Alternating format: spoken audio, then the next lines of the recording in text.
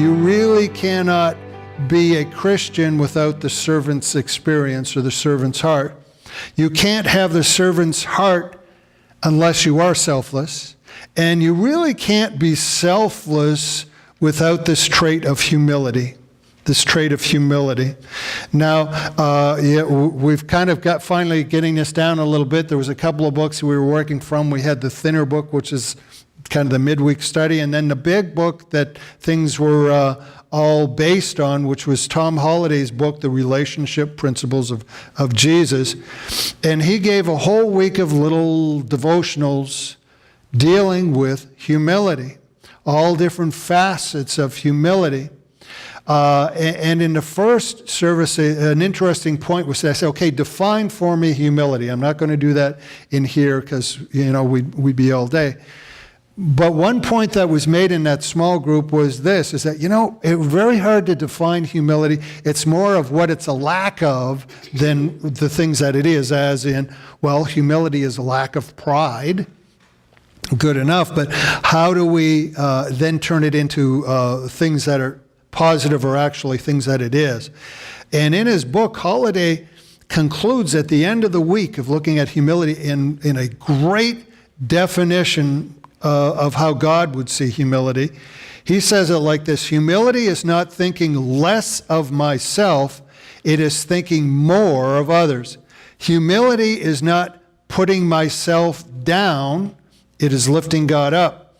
Humility is not denying my strengths, it is being openly honest about my weaknesses.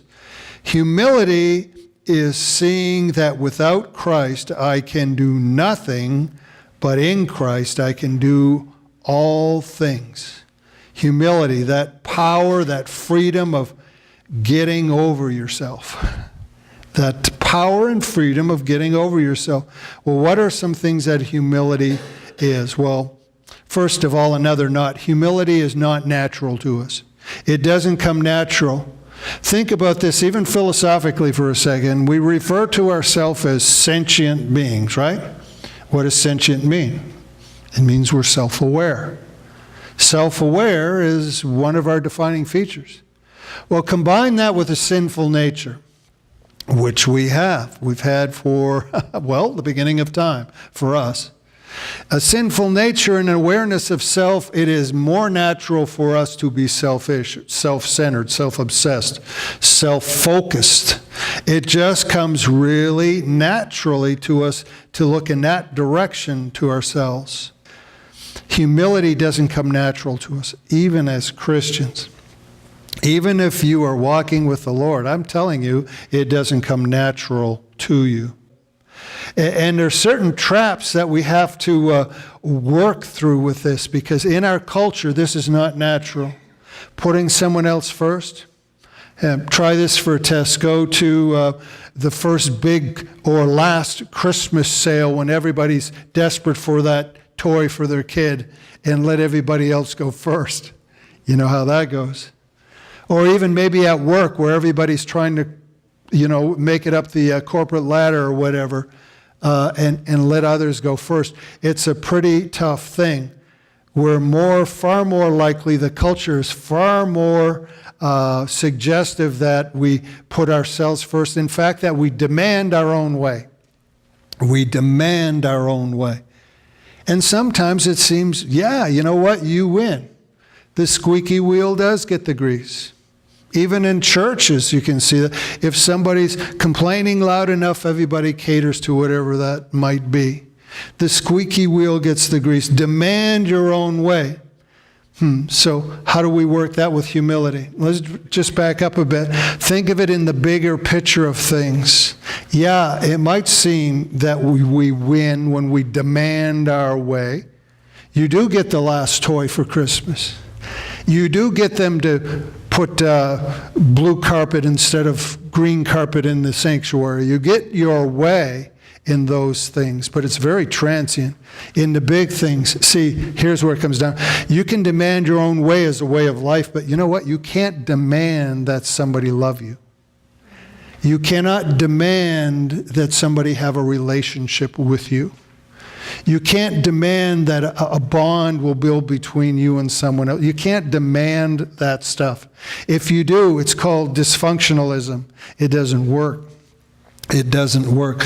The demand your way, yourself, in the big things. And we have learned what was the first principle of all of this in relationships is that relationships are the top priority in life. Relationships are what enrich life. And boy, did God line this up for us. He must have known what he was doing. If you think in the past month we've been through 2 big funerals in this place, 2 people. And everybody's like, wow, they're gone. What makes the sense of it all? And at the funerals it's this, you look how many people have come here. Not because it's a big power trip or something, all these people, is that all these lives in some way were touched by this person. So we do that naturally. It's the richness of someone's life. At the end of it, we seem to get it. How many relationships did they have? Is there anything more sad or tragic than have you ever been to a funeral where there maybe was 1 or 2 people there and you go, man, their life, it just seems like it's come to nothing. Relationships are the most important thing, and you cannot demand your way into relationships. As a matter of fact, you'll kill them. Humility understands this. Humility is a power in relationships because it puts you where that person is. It puts you where they are, and you can start building from there. Well, how do we do this? How does godly humility work? What does it look like? Well, why don't we look to God and see, and this is how Paul, the apostle, explains it to the Philippian church. If you've got your guide sheets with you, so it's some operative phrases are highlighted, they're bold and underlined there.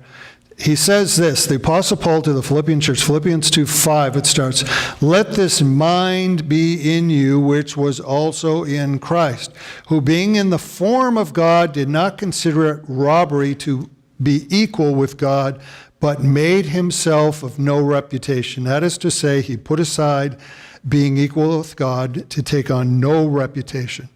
Taking the form of, guess what? A servant, and coming in the likeness of man. And being found in appearance as a man, he humbled himself and became obedient, in fact, to the point of death, even the death of the cross. If I were to ask you to look through there and see what theme ran through the passage besides humility, the thing you might find, well, let me just read some of those key phrases. Let this mind be in you. Made himself of no reputation, taking the form of a servant, humbled himself, was obedient. All of those things are choices, deliberate choices for some greater good than himself, because it sure didn't do God any great welfare to come down here and die for us, but all of it was choice. There is a theme of choice. Humility is a choice. Humility is a choice. Jesus didn't feel like going to the cross, but he did. He didn't feel like taking on the form of a servant, but he did. So humility, it isn't a question of feeling and emotion. It's a question of mindset. It's the process of action, not just intention. That's great if we want to do good, but do we act on it? Humility is a choice, and it's a choice that goes into action. Humility is a choice we make or don't make every day. Humility is an objective we pursue or we see no value in it at all. Humility is a choice. That is one thing humility is a choice. Another thing that humility is perspective. Perspective, how so? Well, what is perspective? Seeing things from a certain angle, seeing through certain eyes. And in this case, seeing through the eyes of either God or the other person is what we're talking about. Jesus gives a wonderful lesson in perspective. He's talking to the people. He's not too far from Jerusalem. They all know what the religious leaders of the day look like. They're very, very finely dressed, very impressive to look at, very impressive to speak to. And everyone's aware of this. So here's Jesus in his carpenter clothes, up talking to a group of people, and he's explaining things like this. Matthew 23:3 says, "Therefore, whatever they," that is the religious leaders of the day, "tell you to observe, that observe and do. But do not do according to their works, for they say and do not do. For they bind heavy burdens, hard to bear, and lay them on the men's shoulders, but they themselves will not move one little finger to help." And here's where the humility lesson starts kicking in. "But all their works they do to be seen by men." Operative phrase. "They make their phylacteries broad and enlarge the borders of their garments." Operative phrase. "They love the best places." Operative phrase. "The best seats in the synagogue. They love being greeted and to be called by men, Rabbi, Rabbi." Ever meet anyone like that they want to make sure that you get all the letters in there? It's either be sure to call them Dr. So-and-so, or it's, Joe Blow, PhD, MA, BSc2T, just all kinds of letters behind. They want to be known as Rabbi, Rabbi. And Jesus says, "But you do not be called Rabbi, for one is your teacher, the Christ, and you are all brethren." Little background on what's being said here, starting with the whole phylactery thing. Now, this was based on Exodus 13:9. It's in there, God, speaking probably in figurative terms, said this, "And it shall be to you as a sign on your hand and a memorial between your eyes." So they took this very literally. The symbolism became a literal thing. So there are still Orthodox Jews today. You can still see this worn. There is a little leather box that'll be worn on the forehead. And there's 4 particular scrolls, little scrolls in there from the Old Testament back there from Numbers. And then they'll wear another one almost like where you would wear your watch, and then it's laced up the arm some with, and there's a little scroll, little leather box with a scroll in there. Now, this is what you did if you were religious. Now, let's say I'm religious, and I wear this stuff, and Kevin's religious, and so Kevin dutifully wears his little boxes on his forehead and his hand. Well, I want to appear a little more religious than Kevin, so guess what I do? I get a slightly bigger box. And then if Kevin's competitive, maybe he gets an even bigger box, and before you know, they're wearing like a big wardrobe on your head or something. And that's kind of the way things were going. The same thing with the borders and the tassels that were worn at the end of the garment. Basically, it was a border. It makes me think of maybe like on drapes, sometimes you do the gold borders, and then tassels hanging. They had 4 of them that hang from the edge. When you looked at this is based on Numbers 15:37 through 41. When you looked at the tassels, they were to remind you of God's commandments. Same thing. So there's Kevin with his tassels, and I want to show I remember a little more than Kevin. So guess what? I have bigger tassels, and then I have a bigger border holding my tassels. So the whole idea was to look the part. How you were wasn't whether you wanted to look the part. And see, fitting right along with looking the part was then the honors of being that thing. Oh, you're so-and-so. Here, have the best seat in the house. You go to the restaurant, there you're this really important person. You sit here, you sit there. And this is something, it can get to be addictive. A problem, a head trip for celebrities even. At first it's like, oh, what a nice surprise. And then in time it's like, well, you just kind of expect it to happen. That's what happens for somebody as important as you, that these things go on. It all fits around with the idea of needing the attention of other people. The perspective is on how other people are seeing me. That is the opposite, really, of humility. It's very addictive. It's very natural for us to be that way. Just look at TV today. Some of the biggest shows that people watch, American Idol, right? That was on, what was the thing? So you could be a famous singer or The Voice or something. It's all about being this well-known person. the fame that goes along with it. You know, it's kind of interesting, back on that thing on funerals, when I was doing research on Dave's funeral, if you were there, you may notice I mentioned something, actually from a TED Talk, and it was research that looked at what was the most important thing to, once again, millennials in our day. And the millennials said rich and fame came in second.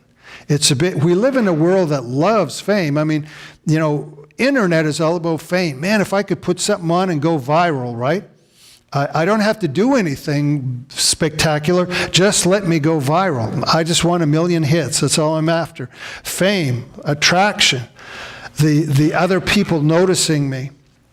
Call me rabbi. Call me that special title that I've worked so hard to get. All about me and how you perceive me.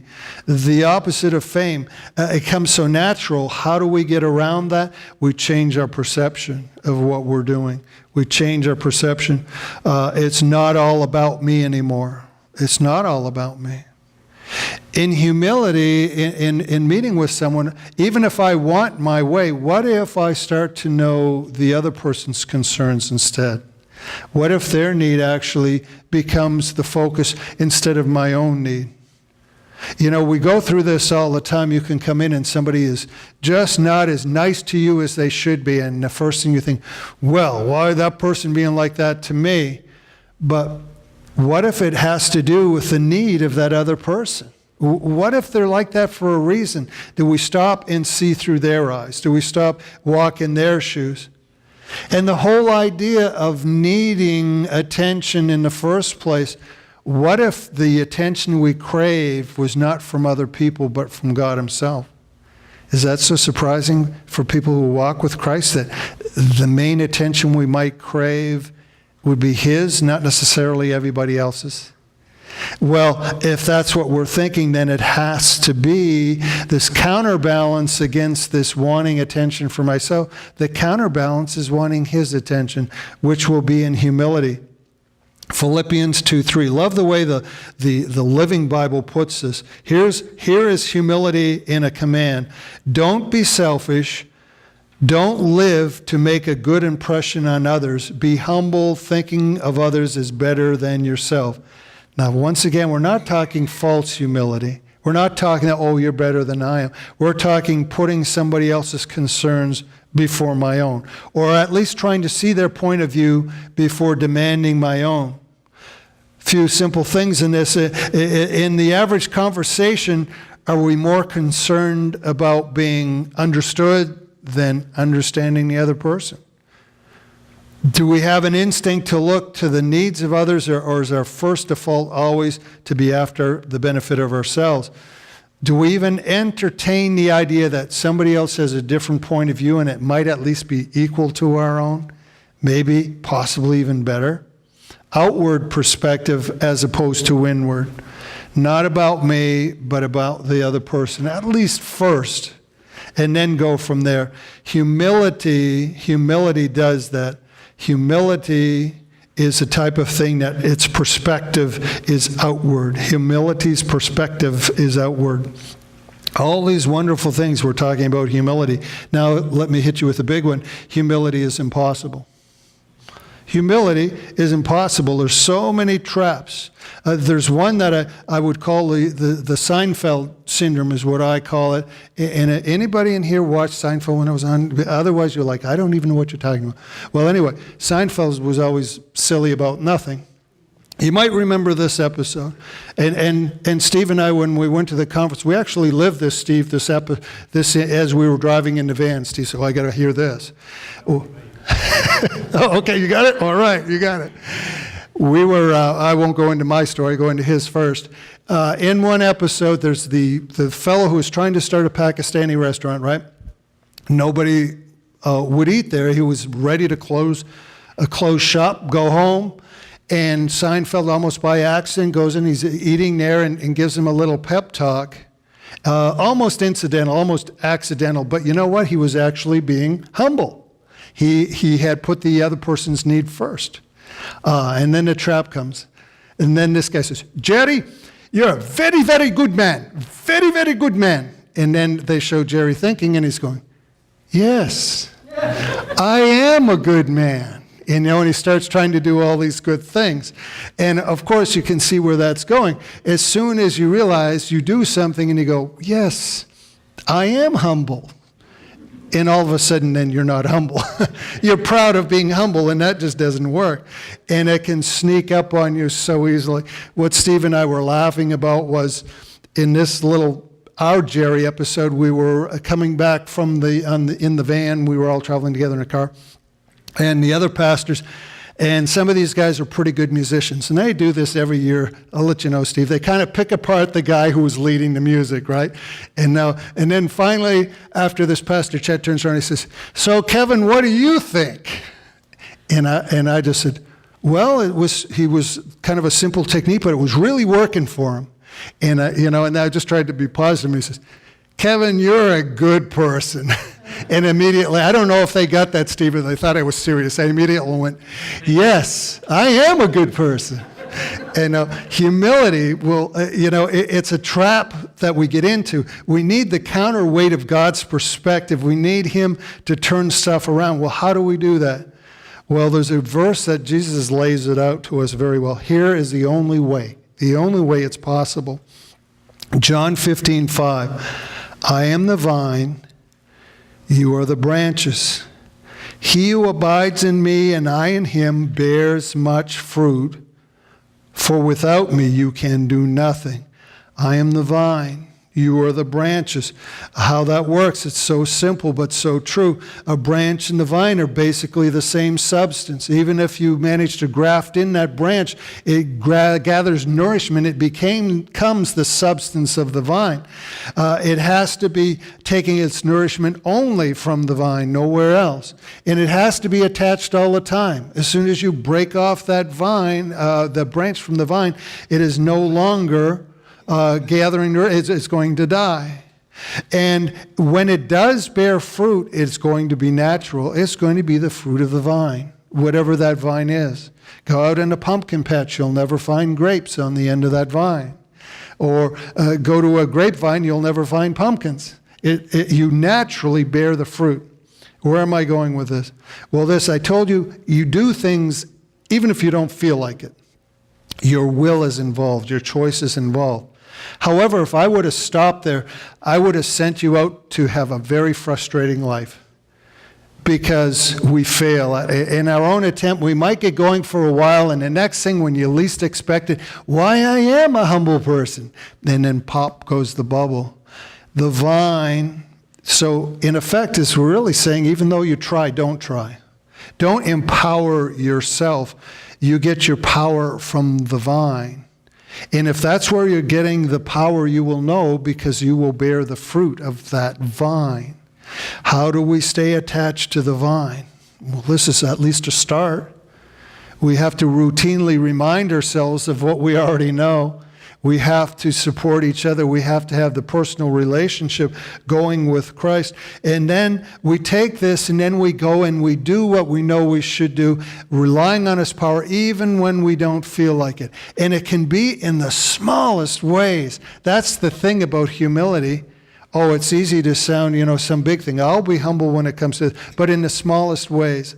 When I think of humility, I always come back to a pastor who passed away, Don Pittman, and some of us remember Don, had a church on the east side of Indy. And of all the stories, of all the people he had touched, what was most amazing to me that I remember is a Walmart greeter who didn't even really know him. And he came to the funeral. So, yeah, we don't recognize you as part of this group. Glad you're here, but, how do you know Don? And it came down to something this simple. It's the invisible people. Ever do this? Ever go to Walmart and walk in, especially as busy, and they always have that lady or guy there, thank you for coming to Walmart, thank you for coming. And how many people, they don't exist. They're invisible. People just, I'm here to buy my stuff, and boom, boom, and they're don't. Don, with this guy, Don came in and he acknowledged this person consistently as a human being. That's all he did. I mean, how hard is that? When he come in, he'd look him in the eye and say, hi, good to see you today, and keep going. That was it. Humility can be the smallest things. I mean, down to that, who gets the remote control?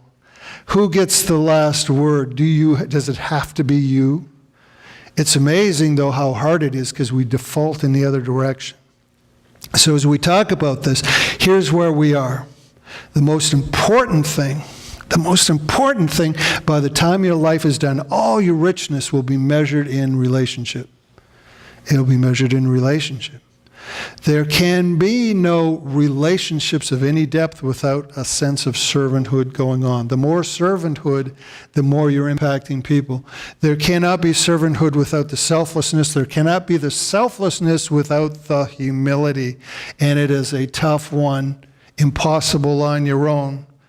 But with God, and in the smallest steps, not even asking you to go out there and let's all go out there and die for everyone's sin. And not even say, how about holding a door open for someone?